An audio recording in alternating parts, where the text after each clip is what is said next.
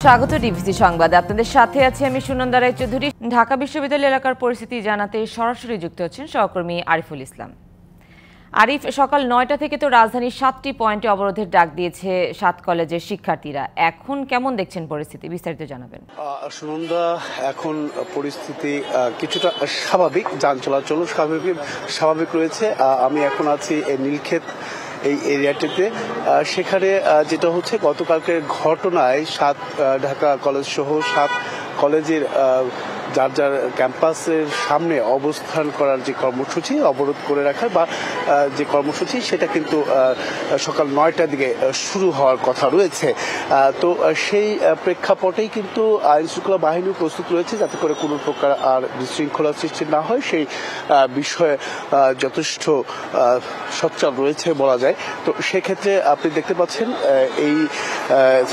আপনি জানেন যে গতকালকে যে ঘটনা, সেই ঘটনার মূল যে দাবিটা, এখন যে দাবি সেটা হচ্ছে যে প্রভিসি, ঢাকা বিশ্ববিদ্যালয় প্রভিসির অপসারণ সহ তারা যে পাঁচটি দাবি তারা উত্থাপন করেছেন, সেই দাবির প্রেক্ষিতে না মানা পর্যন্ত বা গতকাল রাতের যে ঘটনায় যারা এই সংঘর্ষে জড়িত ছিল তাদের বিচারের দাবি না মানা পর্যন্ত তারা কিন্তু এই অবরোধ কর্মসূচি তারা চালিয়ে যাবেন। বিশেষ করে ঢাকা কলেজ সহ 7টি কলেজ যেগুলো রয়েছে, সব কলেজের সামনে তারা অবস্থান পালন করবে বলে কিন্তু আমাদের কাছে জানিয়েছেন।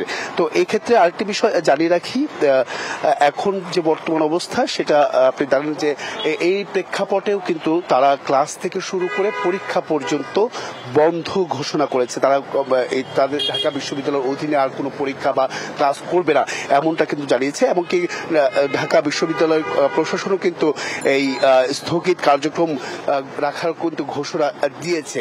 তো সেটা আসলে এছাড়াও এই রোববার অনাকাঙ্ক্ষিত ঘটনা আন্তরিকভাবে দুঃখ প্রকাশ করেছেন ঢাকা বিশ্ববিদ্যালয়ের উপাচার্য অধ্যাপক নিয়াজ আহমেদ খান। সেটা কিন্তু এক বিবৃতিতে গতকালকে গভীর রাতে এক বিবৃতিতে এই ঘটনার বিবৃতিতে জানিয়েছেন তিনি, এই ঘটনা কোনোভাবেই তৃতীয় পক্ষ যাতে সুযোগ দিতে না পারে সে ব্যাপারে সকলকে সতর্ক থাকতে হবে, সেই নির্দেশনাও কিন্তু সেই বিবৃতিতে উল্লেখ করা আছে। তো সবকিছু মিলেই বলা যায় যে অপেক্ষা করতে হবে যে কোন প্রকার আসলে তারা যে ধরনের অবরোধ কর্মসূচি পালন করবে, সেই অবরোধটা আসলে কতটুকু করতে পারবে বা কতটুকু কি হবে, সেই বিষয়টা অপেক্ষা করতে হবে সেটা জানার জন্য। তো এই ছিল সুনন্দা এখান থেকে সবশেষ। আরিফ, ধন্যবাদ আপনাকে। ভ্যাটের প্রভাবে নতুন করে ব্যয়ের চাপ বেড়েছে সাধারণ মানুষের সংসারে।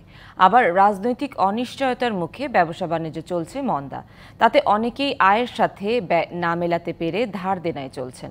আর বাণিজ্যের মন্দার প্রভাবে ঘাটতি দেখা গেছে রাজস্ব আহরণে। অল্প সময়ে তা পূরণে অর্থ বছরের মাঝেই ভ্যাটকে বেছে নিয়েছেন সরকার, যার প্রভাবে ভোক্তার আয় ক্রয় ক্ষমতা কমে যাওয়ার পাশাপাশি কর্মসংস্থানও কমে যাওয়ার আশঙ্কা করছেন সংশ্লিষ্টরা। দিনমজুর জালাল মিয়া মাসে আয় করেন 15,000 টাকা, যেখানে মেয়ের পড়াশোনার জন্য খরচ প্রায় 2,000 টাকা। বাকি টাকায় চিকিৎসা, খাবার খরচ সহ অন্যান্য আনুষঙ্গিক ব্যয়গুলো মেলাতে হিমশিম খেতে হয়। এর মধ্যে নতুন করে ভ্যাট বৃদ্ধির প্রভাবে বেড়েছে খরচের চাপ। আয়ের সাথে ব্যয় মেলাতে না পেরে ধার করে জীবন চালাতে হচ্ছে। নগরে ফেরি করে জীবন চালানো শহীদ মিয়ার জীবনও কঠিন হয়ে দাঁড়িয়েছে। গত কয়েক মাসে রাজনৈতিক অনিশ্চয়তার মুখে মন্দা ব্যবসা বাণিজ্য, যার প্রভাবে ফেরিওয়ালা শহীদ মিয়ারও আয় কমে গেছে। আমার মত করে যে 4 মাস ধরে কোনো আয় ব্যবসা নাই, অফিস বন্ধ থাকলে ইনকাম হইব। এমনিতে উচ্চ মূল্যস্ফীতি, তার উপর ভ্যাট বৃদ্ধির প্রভাব, নানামুখী অনিশ্চয়তার মুখে ব্যবসা বাণিজ্যে নেতিবাচক প্রভাব সাধারণ মানুষের জীবনকে কঠিন করে তুলেছে। আগে ধরেন আমরা 3,000 টাকা যে বাজারটা করতে খরচ হইতো, সেটা এখন 4,000 টাকার মতো লাগে। কম খাইতে হয়, আবার ওই কাপড় ইত্যাদি মাল এটি কম ব্যবহার করতে হয়। এনবিআর এর তথ্য অনুযায়ী নভেম্বর পর্যন্ত রাজস্ব আহরণের লক্ষ্যমাত্রা ছিল 1,70,000 কোটি টাকা, যেখানে আহরণ 1,26,000 কোটি টাকা, যা আবার গত বছরের তুলনায় 4,000 কোটি টাকা কম। ব্যবসায়ীরা অভিযোগ করছেন, সংকটকালে সরকার ব্যয় না কমিয়ে রাজস্ব ঘাটতি মেটাতে ভ্যাট বাড়িয়েছে। এনবিআর এর মাধ্যমে চাপ সৃষ্টির জাতাকলে পৃষ্ঠ হচ্ছে সাধারণ মানুষ। এর ফলে উৎপাদন ও কর্মসংস্থানে নেতিবাচক প্রভাব পড়বে বলে মনে করেন তারা।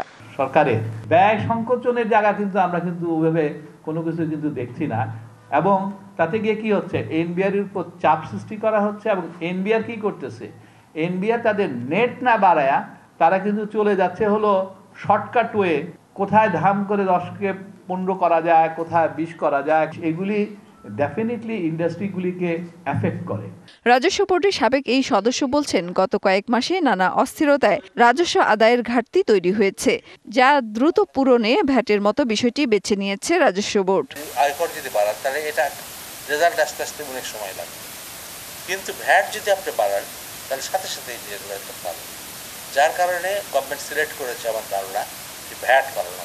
তবে রাজস্ব আহরণ বাড়াতে বিপুল অঙ্কের কর ফাঁকি ধরা, ধনীদের উপর কর বৃদ্ধি এবং নির্বাচিত কিছু পণ্যে ভ্যাট প্রয়োগ, যা কম আয়ের মানুষকে স্পর্শ করবে না, এমন পদক্ষেপ দরকার। মেহের মনি, ডিবিসি নিউজ, ঢাকা। সংবাদে এই ছিল এখনকার মতো। ডিবিসি নিউজের সংবাদগুলো পড়তে ভিজিট করুন dbcnews.tv আর ভিজিট করুন ডিবিসি নিউজের ফেসবুক পেজ এবং ইউটিউব চ্যানেল। সাথেই থাকুন।